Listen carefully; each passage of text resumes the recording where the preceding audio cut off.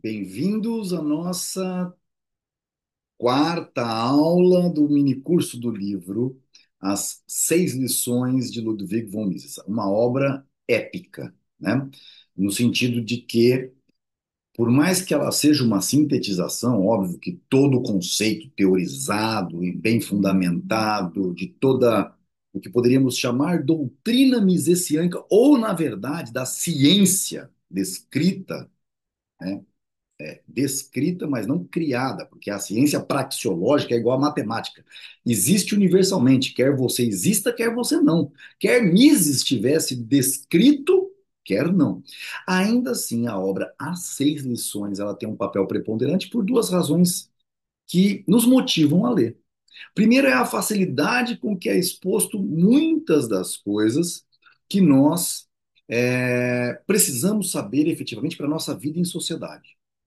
E a segunda coisa que nos motiva a ler é que ela é uma obra póstuma, uma obra que Mises não conheceu, no sentido dela publicada como livro, porque foi uma palestra. Foram, na verdade, seis palestras que ele fez em Buenos Aires, na Argentina, em 1959. Então, foi um ato de amor da viúva de Mises, da Margaret, que, vendo que pela primeira vez ela tinha entendido tudo, né, de uma forma muito simples, o que Mises colocava de forma teórica e científica nas suas obras, ela disse: o mundo não pode ficar sem esta ferramenta que nos abre a mente para um mundo mais livre. Então, é por isso que o livro As Seis Lições tem o seu grande papel de relevância e importância na vida de todos nós. É a terceira lição, ou seja, o terceiro dia de palestra, apesar de ser a nossa quarta aula, já que a primeira aula do nosso mini curso As Seis Lições está voltado para quê? Está voltado, obviamente, para uma explanação de todo o livro. Então, no terceiro dia, Mises foi explanar sobre aquilo que muitas vezes é o que as pessoas dizem: não, temos que ter bom senso. Nem tudo ao liberalismo minarquista, libertarianismo anarcocapitalista, nem tudo ao comunismo. O caminho do meio, do bom senso é o melhor. E Mises, sempre intransigente, alertou muitas vezes que o caminho do meio leva para a esquerda. Eu estou dizendo isso porque o intervencionismo, uma espécie de grupos políticos ideológicos que o defendem, dizem que o caminho correto está no meio. Nem o laissez-faire, laissez-passer, nem o comunismo, seja ele leninista, né? Ou seja ele de Hindenburg, ou o modelo alemão, germânico. Pois bem, vamos entender o que é o intervencionismo. Diz uma frase famosa, muito citada: o melhor governo é o que menos governa. Esta não me parece uma caracterização adequada das funções de um bom governo. Compete a ele fazer todas as coisas para as quais ele é necessário e para as quais foi instituído. Então, uma frase como essa, o melhor governo é o que menos governa, que para nós, liberais, minarquistas, libertários, até parece, pô, que legal.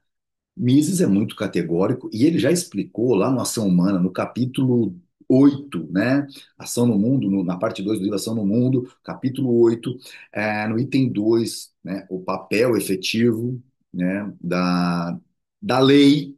E aí também peço para vocês que queiram entender o que está querendo se dizer aqui, o que Mises está deixando aqui e não tão claro, porque não é esse o papel que ele quer apresentar no terceiro dia de palestra.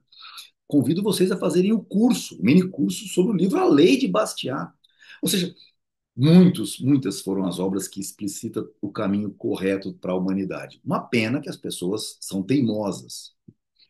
Pois bem, compete a ele fazer todas as coisas para as quais ele é necessário e para as quais ele foi instituído. Então, o governo tem uma razão de ser. Tem o dever de proteger as pessoas dentro do país contra as investidas violentas e fraudulentas de bandidos. bem como de defender o país contra inimigos externos. Ó, mais uma vez, é o que Bastiat coloca. A lei tem que fazer o quê? Defender sua única proposição, que é o direito individual de autodefesa, correto? Então, o Estado não pode fazer o que o cidadão não pode fazer, que é a autodefesa. Sem com isso, porque Mises nunca aceitou imposto progressivo, imposto fosse o que fosse. A grande diferença de todo o conceito é que a cobrança para a manutenção do governo tem que ter um critério correto. Ah, Rodrigo, mas o que é correto para um pode não ser para outro. Bom, não me parece uma verdade posta em prática. Os condomínios todos edilícios, Brasil e mundo afora, estão aí para provar que eu estou certo e você que pensou isso está errado. São estas as funções do governo num sistema livre, no sistema da economia de mercado. No socialismo, obviamente, o governo é totalitário. Nada escapa à sua esfera e sua jurisdição. Mas na economia de mercado, a principal incumbência do governo é proteger o funcionamento harmônico desta economia contra a fraude ou a violência originadas dentro ou fora do país. Então, essa é a ideia efetiva do modelo liberal minarquista com o papel do Estado para fazer esta função. E vocês querem saber como isso é uma verdade dentro de uma empresa que faz Danone, que faz laticínios, ela não precisa ter um segurança para tomar conta da fábrica à noite. Não é esse o fim, princípio de uma leiteria, né? Horas. Mas por que uma empresa coloca? Porque é melhor gastar um pouquinho com segurança do que perder maquinários. Por que uma empresa faz um seguro, já que se segurar não é o papel principal? Porque é uma coisa que vale a pena comercialmente, desde que o custo marginal seja efetivamente razoável. Ou seja, o liberalismo minarquista austríaco, ele é a fase adulta do conceito de sociedade. Os que discordam desta definição das funções do governo poderão dizer: este homem abomina o governo. Nada poderia estar mais longe da verdade. E é aqui que eu falo, quando eu fui tentar explicar para os coronéis da Polícia Militar aqui de Araçatuba, do CPI-10, muitas vezes, eles veem nós, liberais minarquistas austríacos, porque nós falamos imposto é roubo, né? Temos o nosso jeito é, contundente de ser, eles nos viam como inimigo. E eu dizia assim: nada poderia estar mais longe da verdade. Sou eu que defendo vocês. Eu não os defendo quando você quer criar, por exemplo, aquele negócio que eles vão nas escolas falar para a criança não usar droga. Eu falo, não, esse não é o papel de vocês. O papel de vocês é policiamento e não ficar inventando moda, né? Se eu digo que a gasolina é um líquido de grande serventia, útil para muitos propósitos, mas que, não obstante, eu não a beberia, por não me parecer esse o uso próprio para o produto, não me converto, por isso, num inimigo da gasolina. Nem se poderia dizer que odeio a gasolina. Mas também, militar não é muito inteligente, vocês sabem disso. Digo apenas que ela é muito útil para determinados fins, mas inadequada para outros. Se digo que é dever do governo prender assassinos e demais criminosos, mas que não é seu dever abrir estradas ou gastar dinheiro em inutilidades, não quer dizer que eu odeio o governo, apenas por afirmar que ele está qualificado para fazer determinadas coisas, mas não o está para outras. Deixar isso aqui grifado para demonstrar para as pessoas que Mises é um liberal minarquista e não um libertário, não um anarcocapitalista. Já se disse que, nas condições atuais, não temos mais uma economia de mercado livre. O que temos nas condições presentes é algo a que se dá o nome de economia mista. E como provas da efetividade de nossa economia mista, apontam-se as muitas empresas de que o governo é proprietário e gestor. A economia é mista, diz-se, Porque em muitos países, determinadas instituições, como no Brasil a Petrobras, por exemplo, como as companhias de telefone e telégrafo, as estradas de ferro, são de posse do governo e administrados por ele. Mas Mises vai dizer além. Não há dúvida de que algumas dessas instituições e empresas são geridas pelo governo. Mas esse fato não é suficiente para alterar o caráter do nosso sistema econômico de livre mercado.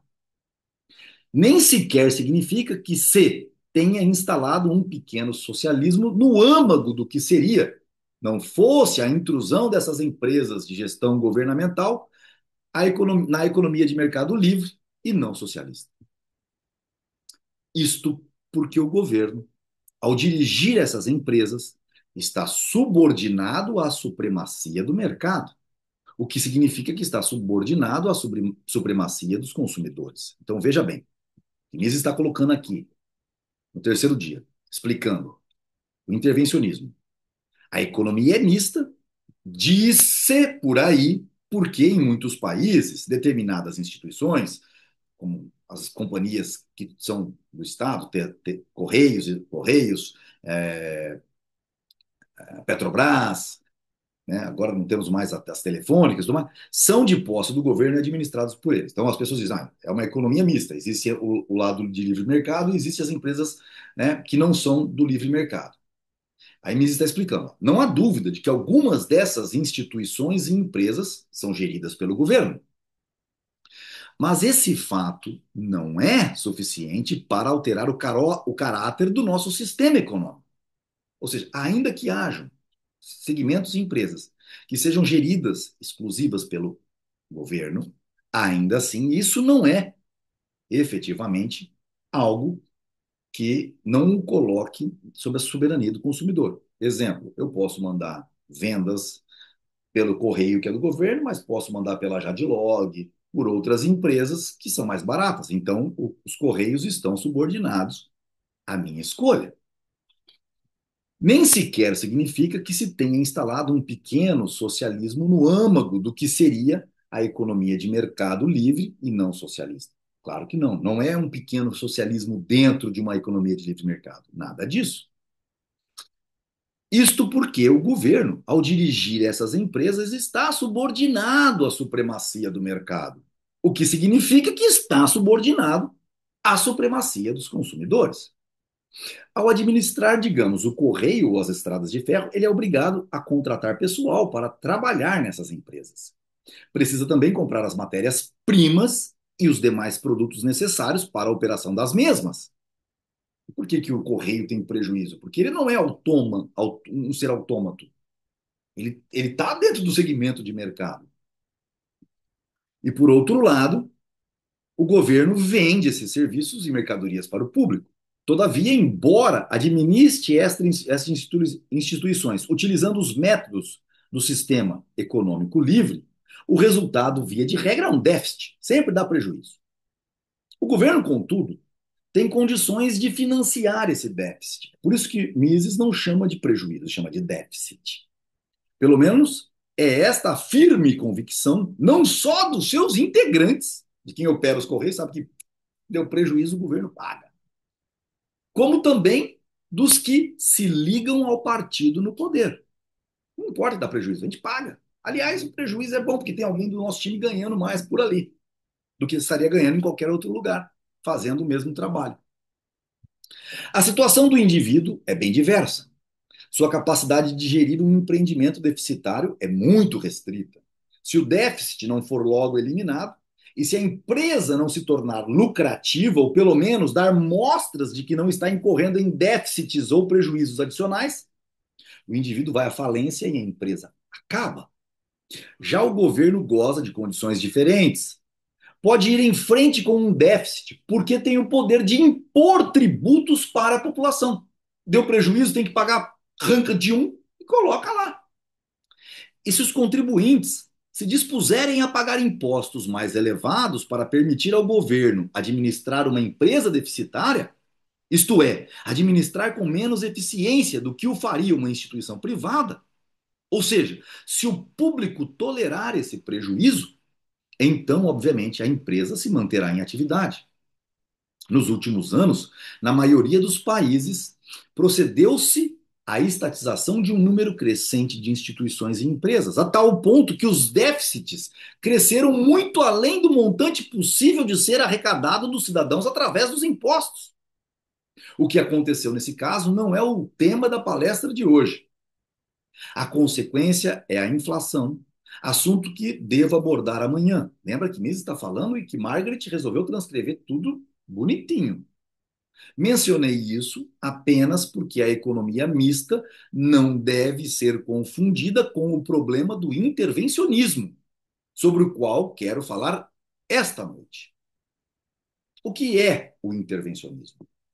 O intervencionismo significa a não restrição por parte do governo de sua atividade em relação à preservação da ordem ou, como se costumava dizer 100 anos atrás, em relação à produção da segurança. O intervencionismo revela um governo desejoso de fazer mais, desejoso de interferir nos fenômenos de mercado. Alguém que discorde, afirmando que o governo não deveria intervir nos negócios, poderá ouvir com muita frequência a seguinte resposta: mas o governo sempre interfere, necessariamente. Se há policiais nas ruas, o governo está interferindo. Interfere quando um assaltante rouba uma loja ou quando evita que alguém furte um automóvel. Então, aqui, a ideia de filósofos, né, querendo colocar problemas de ordem filosófica teórica no problema, e Mises nunca foge do embate teórico, ele vai combater essa situação. Bom, de fato. Bom, é igual você é dono de uma empresa. Se você contrata um segurança que impede o roubo, valeu a pena esse investimento marginal na segurança. Mas que ele interferiu no valor do custo do Danone, ele interferiu, claro. Pois bem, mas quando falamos de intervencionismo e definimos o significado do termo, referimos-nos à interferência governamental no mercado. Que o governo e a polícia se encarreguem de proteger os cidadãos, e entre eles os homens de negócio e, evidentemente, seus empregados, contra ataques de bandidos nacionais ou do exterior, é efetivamente uma expectativa normal e necessária, algo a se esperar de qualquer governo. Essa proteção não constitui uma intervenção, pois a única função legítima do governo é precisamente produzir o quê? Segurança. Então, essa parte que está entre parênteses é para vocês gravarem na cabeça de vocês de que esse é o único papel do Estado, o único. Mas quem vai cuidar da criancinha que o pai não deixa estudar? A sociedade, as instituições, e se o pai não está deixando ele estudar, quem paga as contas da criança? O pai. Acabou. Ah, não é justo. Justiça só existe no conceito de combater a injustiça. Injustiça de você atentar contra a propriedade privada de outrem e jamais negar essa legítima defesa. Quando falamos de intervencionismo, referimos-nos ao desejo que experimenta o governo de fazer mais que impedir assaltos e fraudes. Então, intervencionismo é todo o sistema em que o Estado faz mais do que o papel de polícia.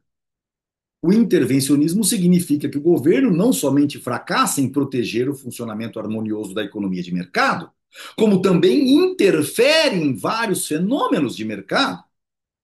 Interfere nos preços, nos padrões salariais, nas taxas de juros e de lucro.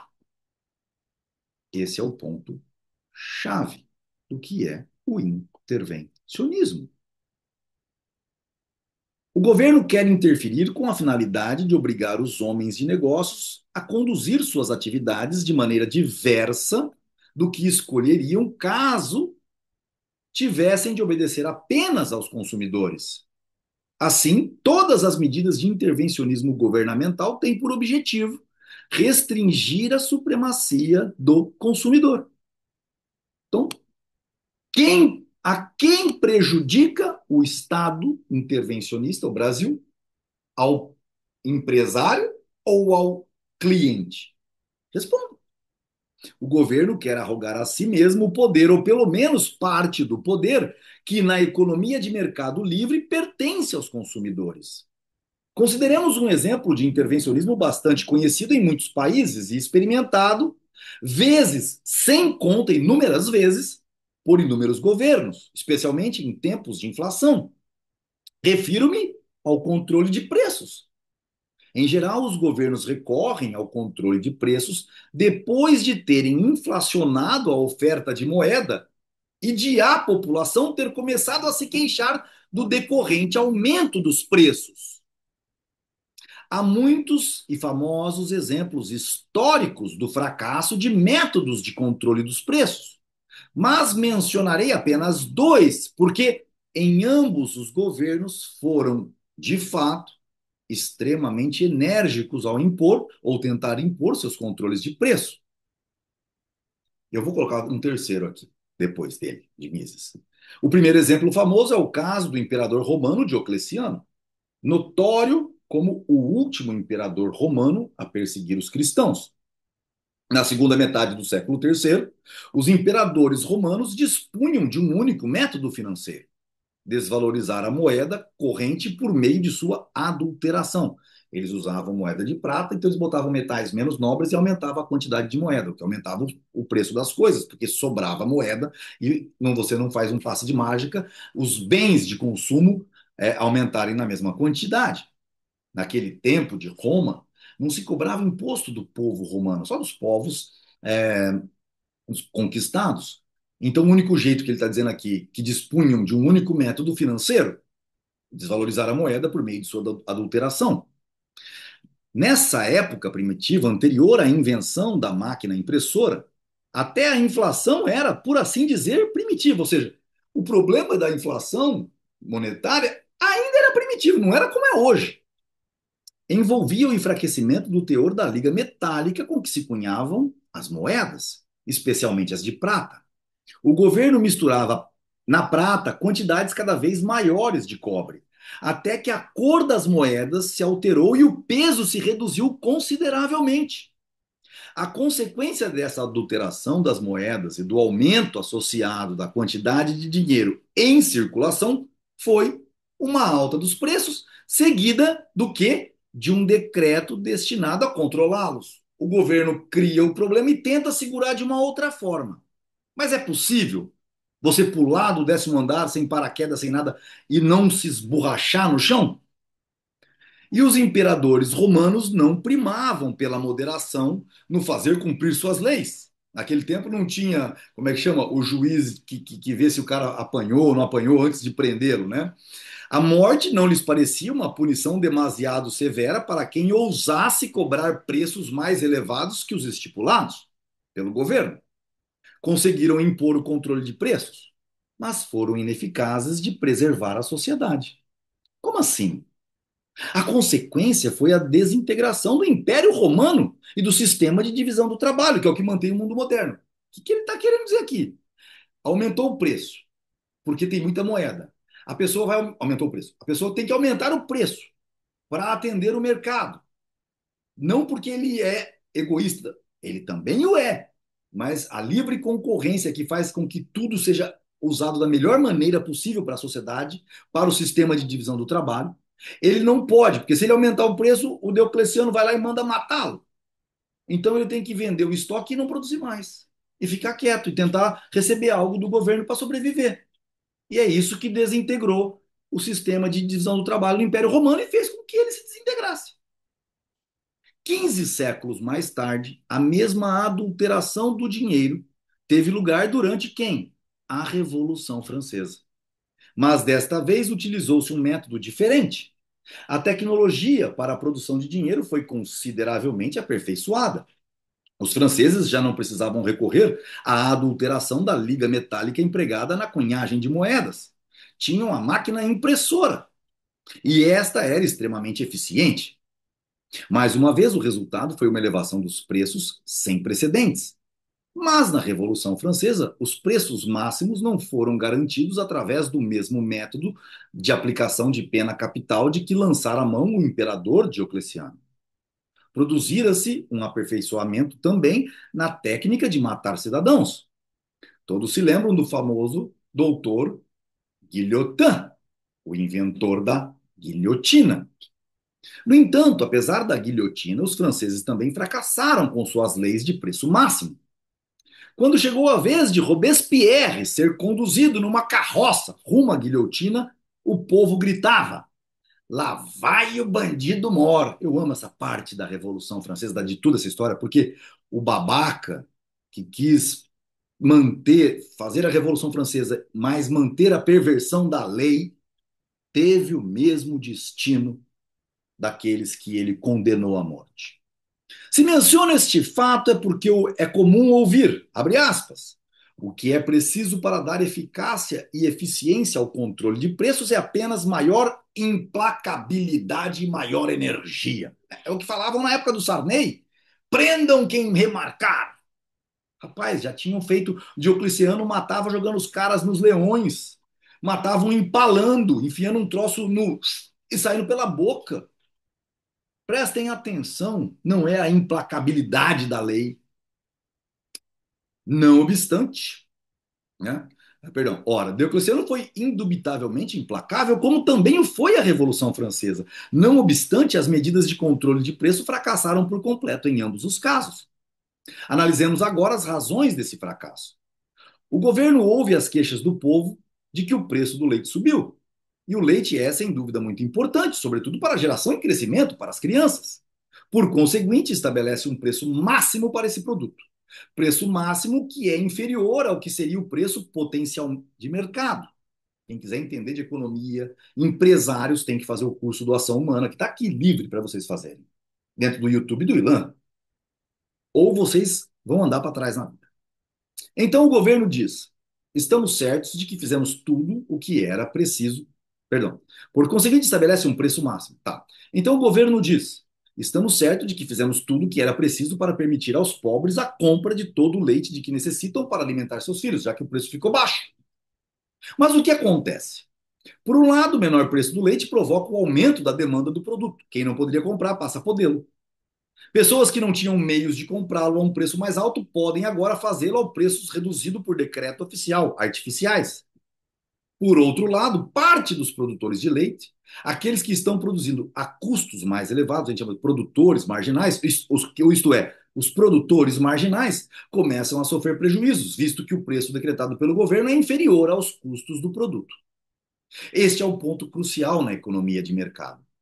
O empresário privado, o produtor privado, não pode sofrer prejuízo no cômputo final de suas atividades. E como não pode ter prejuízos com o leite, restringe a venda deste produto para o mercado. Não vou vender, vou fazer outra coisa. Pode vender algumas de suas vacas para o matadouro. Pode também, em vez de leite, fabricar e vender derivados do produto, como coalhada, manteiga ou queijo. A interferência do governo no preço do leite redunda, pois, em menor quantidade do produto do que a que havia antes, redução que é concomitante a uma ampliação da demanda. Então, tinha uma quantidade que estava sendo atendida. Você artificialmente baixou os preços. A demanda aumenta. Só que quando você baixou os preços, as pessoas quebram ou mudam de categoria ou vão fazer outra coisa. Então, cai ainda a produção. E a demanda aumentou, o que acontece? Algumas pessoas dispostas a pagar o preço decretado pelo governo não conseguirão comprar leite. Vai faltar produto no mercado. Outro efeito é a precipitação das pessoas ansiosas por chegarem em primeiro lugar nas lojas para comprar enquanto ainda tem. São obrigadas a esperar do lado de fora. As longas filas diante das lojas parecem sempre um fenômeno corriqueiro numa cidade em que o governo tenha decretado preços máximos para as mercadorias que lhe pareciam importantes. Foi o que se passou em todos os lugares onde o preço do leite foi controlado. Por outro lado, bom, isso aí se tem gente parada, sem produzir, sem ganhar o pão de cada dia, em fila, é outro problema que nós nem citamos num caso como esse que acaba resultando do problema. Por outro lado, isso foi sempre prognosticado pelos economistas, economistas de verdade, economistas que são formados na Unicamp, na USP, na Unesp, não, economistas da escola austríaca, austríacos. Obviamente apenas pelos economistas sensatos, que, aliás, não são muito numerosos. Então, eu fui muito mais grosseiro, o Mises é muito mais educado que eu. Mas qual é a consequência do controle governamental de preços? O governo se frustra. Pretendia aumentar a satisfação dos consumidores de leite, mas, na verdade, descontentou-os. Antes de sua interferência, o leite era caro, mas era possível comprá-lo. Agora, a quantidade disponível é insuficiente. Com isso, o consumo total se reduz.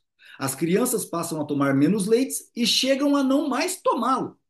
A medida a que o governo recorre, em seguida, é o quê? O racionamento. Bom, já que não tem, vamos racionar. Você não pode sair e comprar tudo que você quer.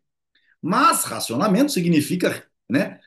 Mas racionamento significa tão somente que algumas pessoas são privilegiadas e conseguem obter leite, enquanto outras ficam sem nenhum. Quem obtém e quem não obtém é, obviamente, algo sempre determinado de forma muito arbitrária, política. Por ser estipulado, por exemplo, que crianças com menos de 4 anos de idade devem tomar leite e aquelas com mais de 4 anos e entre 4 e 6 devem receber apenas a metade da ração, aqui os menores fazem jus. Suponhamos que eu tenha, seja o cara que fala quem vai receber. Enquanto meu filho está até 4 anos, quem tem 4 anos toma leite. E quem tem acima de 4 se vira nos 30. Aí meu filho vai fazer 5. Eu falo, olha, mais importante do que garantir a saúde de 0 a 4 é garantir em quem já investimos de 0 a 4 continue muito bem. Pô, Rodrigo, larga a mão de ser safado. Nossa, mas não faz sentido, logicamente, não abandonar investimentos já feitos anteriormente? Arbitrariedade, pessoal. O erro do intervencionismo é o que Bastiat chama de a perversão da lei, que destrói a moral e a ética de todos os homens. Faça o governo o que fizer, permanece o fato de que só há disponível uma menor quantidade de leite. Consequentemente, a população está ainda mais insatisfeita que antes. O governo pergunta então aos produtores de leite por que não têm imaginação suficiente para descobrir por si mesmo. Por que não produzem a mesma quantidade que antes? E obtém a resposta: é impossível, uma vez que os custos de produção são superiores ao preço máximo fixado pelo governo. As autoridades se põem em seguida a estudar os custos dos vários fatores de produção, porque aí o governo fala: não, então vamos consertar para vocês, espera aí. Vindo a descobrir que um deles é a alfafa, a forragem que as vacas comem. Pois bem, diz o governo, o mesmo controle que impusemos ao leite vamos aplicar agora à forragem. Determinaremos um preço máximo para ela, e os produtores de leite poderão alimentar seu gado a preços mais baixos, com menor dispêndio. Resolvemos o problema. Com isto, tudo se resolverá. Os produtores de leite terão condições de produzir em maior quantidade e venderão mais. O que acontece nesse caso? Repete-se com a forragem a mesma história acontecida com o leite, e como é fácil depreender, pelas mesmíssimas razões. A produção da forragem diminui e as autoridades se veem novamente diante de um dilema. Nessas circunstâncias, providenciam novos interlocutores, no intuito de descobrir o que há de errado com a produção de forragem. E recebem dos produtores de forragem uma explicação idêntica para a que lhes fora fornecida pelos produtores de leite. Não vale os custos de produção. De sorte que o governo é compelido a dar um outro passo, já que não quer abrir mão do princípio do controle de preços. Determina preços máximos para os bens de produção necessários à produção de forragem. Ou seja, é mão de obra, é insumos de adubo, então faz a mesma coisa. E a mesma história, mais uma vez, se desenrola. Assim, o governo começa a controlar não mais apenas o leite, mas também os ovos, a carne e outros artigos essenciais, e todas as vezes alcança o mesmo resultado por toda parte. A consequência é a mesma, idêntica, porque é uma lei econômica. Leis são universais. A partir do momento em que fixa preço máximo para bens de consumo, vê-se obrigado a recuar no sentido dos bens de produção e a limitar os preços dos bens de produção necessários para a elaboração daqueles bens de consumo com preços tabelados. E assim o governo, que começa com o controle de alguns poucos fatores, recua cada vez mais em direção à base do processo produtivo, fixando preços máximos para todas as modalidades de bens de produção, incluindo-se aí Evidentemente, o preço da mão de obra, pois, sem controle salarial, o controle de custos efetuado pelo governo seria um contrassenso. Ademais, o governo não tem como limitar sua interferência no mercado apenas ao que se lhe afigura como bem de primeira necessidade: leite, manteiga, ovos e carne. Ele não consegue, lembra? Tem que ficar voltando. Precisa necessariamente incluir os bens de luxo, porquanto, se não limitasse seus preços, o capital e a mão de obra abandonariam a produção dos artigos de primeira necessidade e acorreriam para a produção dessas mercadorias que o governo reputa supérfluas. Então ele tem que mandar até nos artigos de luxo. Portanto, a interferência isolada no preço de um ou outro bem de consumo sempre gera efeitos, e é fundamental compreendê-lo, ainda menos satisfatórios que as condições que prevaleciam anteriormente, antes da interferência. O leite e os ovos são caros, depois começam a sumir do mercado, se você faz interferência de preço. E a gente repetiu isso e tinha gente pedindo para repetir novamente. O governo considera esses artigos tão importantes que interferiu. Queria torná-los mais abundantes, ampliar sua oferta. O resultado foi o contrário. A interferência isolada deu origem a uma situação que, do ponto de vista do governo, é ainda mais indesejável que a anterior, aquela que se pretendia alterar. E o governo acabará por chegar a um ponto em que todos os preços, padrões salariais, taxas de juros, em suma, tudo o que compõe o conjunto do sistema econômico é determinado por quem? Pelo governo. E isso, obviamente, é o quê? Socialismo. Epa, pera lá, Rodrigo. Então você está me dizendo que o intervencionismo, por mais sutil que seja, termina onde? Acho que você já pegou aí o jeitão da ideia.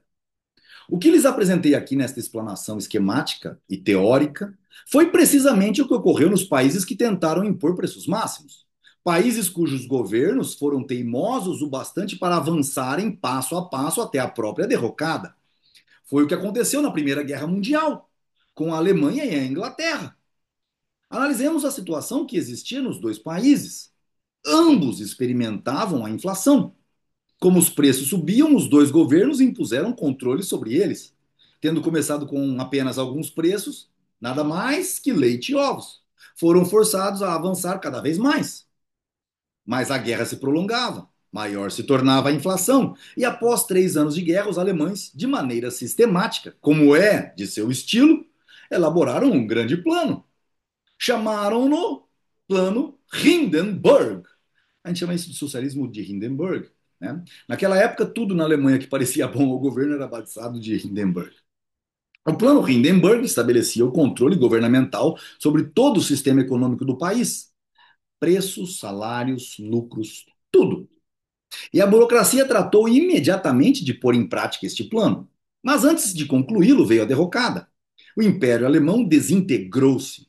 O aparelho burocrático esfaleceu-se e a Revolução produziu seus efeitos terríveis. Tudo chegou ao fim.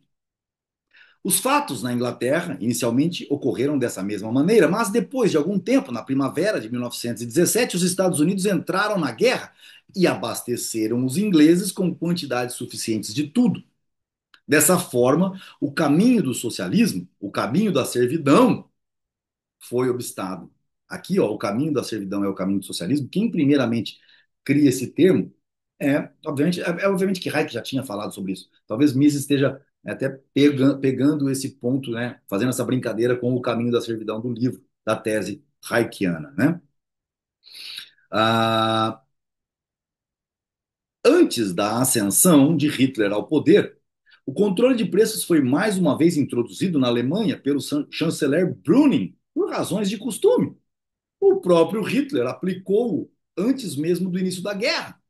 Na Alemanha de Hitler não havia empresa privada ou iniciativa privada. Por isso que nós chamamos de socialismo de Hindenburg. Na Alemanha de Hitler havia um sistema de socialismo que só diferia do sistema russo ou leninista, também chamado, na medida em que ainda eram mantidos a terminologia e os rótulos do sistema de livre economia. Ainda existiam empresas privadas, como eram denominadas, mas o proprietário já não era um empresário. Chamavam-no de gerente ou chefe de negócios. Betriebsführer. Tudo o país foi organizado numa hierarquia de Führers. Führers. Havia o Führer Supremo, obviamente Hitler, e em seguida uma longa sucessão de Führers, em ordem decrescente até os Führers do último escalão. E assim o dirigente de uma empresa era o Betriebsführer. O conjunto de seus empregados, os trabalhadores da empresa, era chamado por uma palavra que, na Idade Média, designara o séquito de um senhor feudal, o Gefolgschaft. E toda essa gente tinha de obedecer às ordens expedidas por uma instituição que ostentava o nome assustadoramente longo de Reichsführerwirtschaftsministerium, a cuja frente estava o conhecido Gorducho Göring, enfeitado de joias e medalhas, um general, militares. O cérebro deles é desse tamanho. A era desse corpo de ministro, de nome tão comprido, que emanavam todas as ordens para todas as empresas. O que produzir e em que quantidade, onde comprar matérias-primas e quanto pagar por elas, a quem vender os produtos e a que preço. Os trabalhadores eram designados para determinadas fábricas e recebiam salários decretados pelo governo. Todo o sistema econômico era agora regulado em seus mínimos detalhes pelo governo. O Betriebsführer, ou seja, o empresário, o gerente, o chefe da produção, não tinha o direito de se apossar dos lucros. Recebia o equivalente a um salário e, se quisesse receber uma soma maior, diria, por exemplo, estou muito doente, preciso me submeter a uma operação imediatamente e isso custará 500 marcos. Nesse caso, era obrigado a consultar os FIRs do distrito, o Gaufir ou Gualter, que o autorizaria ou não a fazer uma retirada superior ao salário que lhe era destinado. Os preços já não eram preços, os salários já não eram salários, não passavam de expressões quantitativas num sistema de socialismo.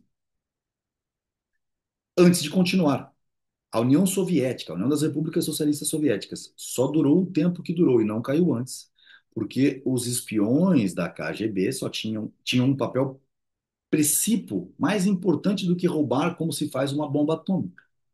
Era mandar a lista de preço dos produtos dos países capitalistas, porque era a única maneira de se tentar fazer com que um sistema socialista sobrevivesse por, com uma maior eficiência que é dada sempre no livre mercado. Permitam-me agora contar-lhes como esse sistema entrou em colapso. Um dia, após anos de combate, os exércitos estrangeiros chegaram à Alemanha. Procuraram conservar esse sistema econômico de direção governamental, mas para isso teria sido necessária a brutalidade de Hitler. Sem ela, o sistema não funcionou. Enquanto isso acontecia na Alemanha, durante a Segunda Guerra Mundial, a Grã-Bretanha fazia exatamente a mesma coisa. A partir do controle do preço de algumas mercadorias, o governo britânico começou passo a passo, assim como Hitler procedera em tempos de paz antes mesmo de deflagrada a guerra, a controlar cada vez mais a economia, até que, por ocasião do término da guerra, tinham chegado a algo muito próximo do puro socialismo. A Grã-Bretanha não foi conduzida ao socialismo pelo governo do Partido Trabalhista, estabelecido em 1945. Ela se tornou socialista durante a guerra, ao longo do governo que tinha à frente como primeiro-ministro Sir Winston Churchill. Então aqui vai aos críticos conservadores que colocam Winston Churchill num patamar. Era um socialista, como todo mundo que perverte a lei. Então a Grã-Bretanha não foi conduzida ao socialismo pelo governo do Partido Trabalhista, que foi eleito em 1945, depois do final da guerra. Ela se tornou socialista durante a guerra, ao longo do governo que tinha na frente o grande, exaltado por um bando de borra-cuecas, o senhor Sir Winston Churchill. O governo trabalhista simplesmente manteve o sistema de socialismo já introduzido pelo governo de Sir Winston Churchill. E isso, a despeito da grande resistência do povo. As estatizações efetuadas na Grã-Bretanha não tiveram grande significado. A estatização do Banco da Inglaterra foi inócua, visto que essa instituição financeira já estava sob completo controle governamental. E o mesmo se deu com a estatização das estradas de ferro e da indústria do aço. O socialismo de guerra, como era chamado, denotando o sistema de intervencionismo implantado passo a passo, já estatizara praticamente todo o sistema. A diferença entre o sistema alemão e o britânico não foi significativa, porquanto seus gestores tinham sido designados pelo governo e, em ambos os casos, eram obrigados a cumprir as ordens do governo, em todos os detalhes. Como eu disse antes, o sistema dos nazistas alemães conservou os rótulos e termos da economia capitalista de livre mercado, mas essas expressões adquiriram um significado muito diverso. Já não passavam agora de decretos governamentais. Isso também se aplica ao sistema britânico. Quando o Partido Conservador foi reconduzido ao poder, alguns desses controles foram suprimidos. Temos hoje na Grã-Bretanha tentativas, por um lado, de conservar os controles e, por outro, de aboli-los.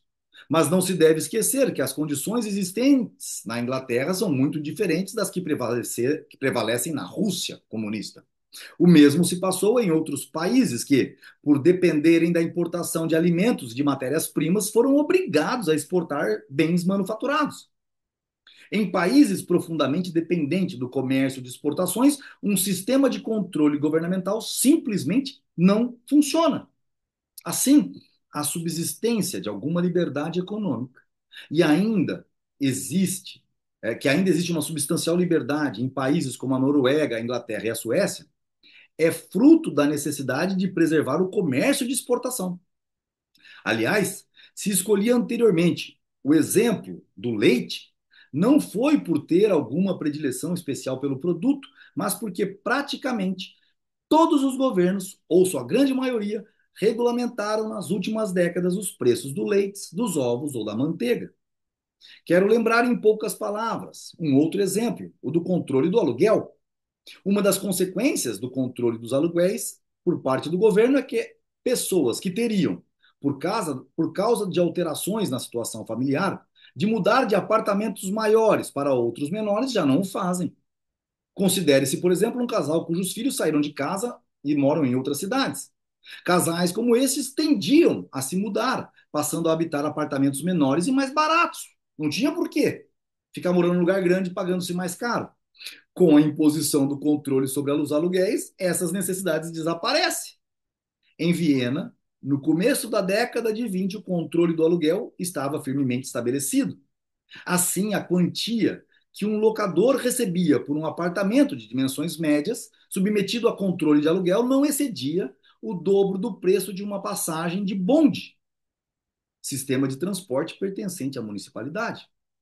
Pode-se imaginar que não se tinha incentivo algum para mudar de apartamento, nem de alugar um que estivesse vago.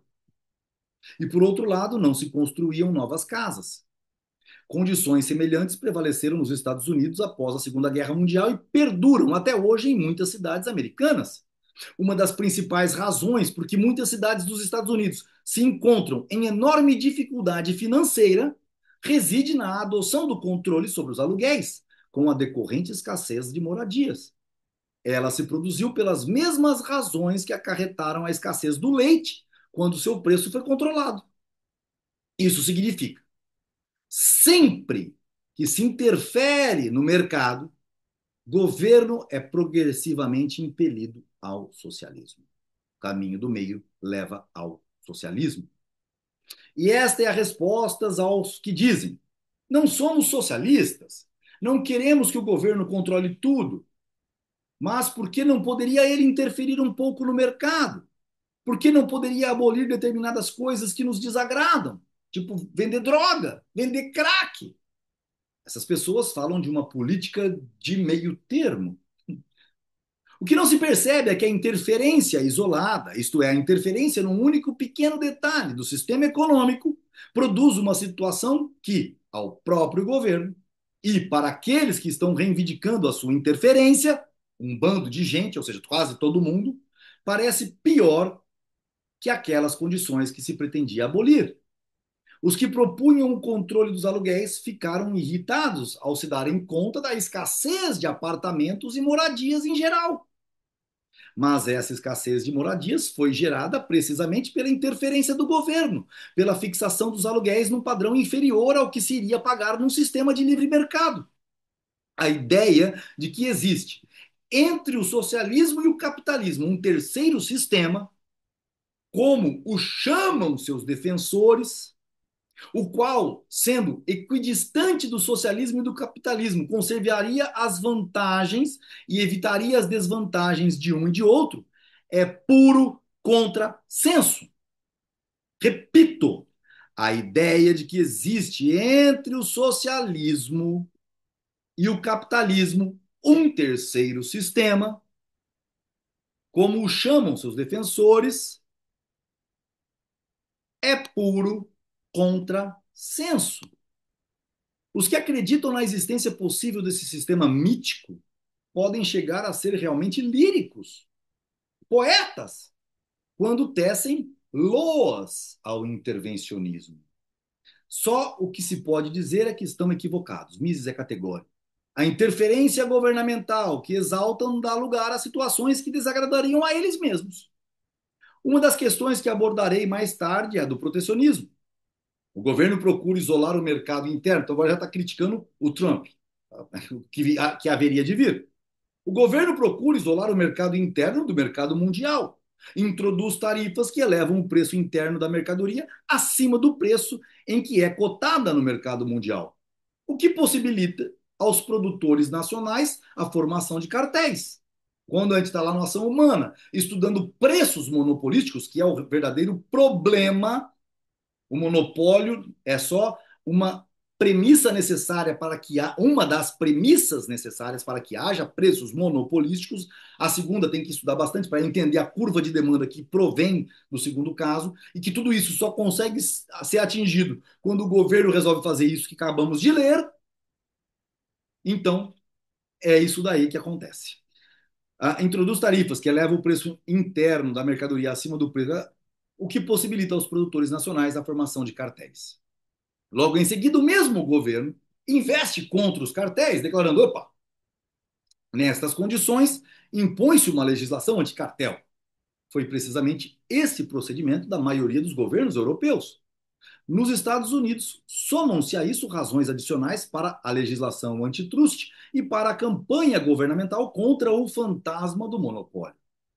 Fantasma. Mises está dizendo, cara, acreditar em monopólio é acreditar em fantasma.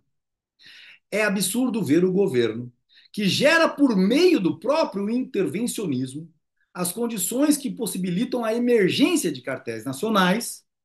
É só o intervencionismo do governo que permite monopólio e cartéis voltar-se contra o meio empresarial, dizendo: há cartéis, portanto é necessária a interferência do governo nos negócios.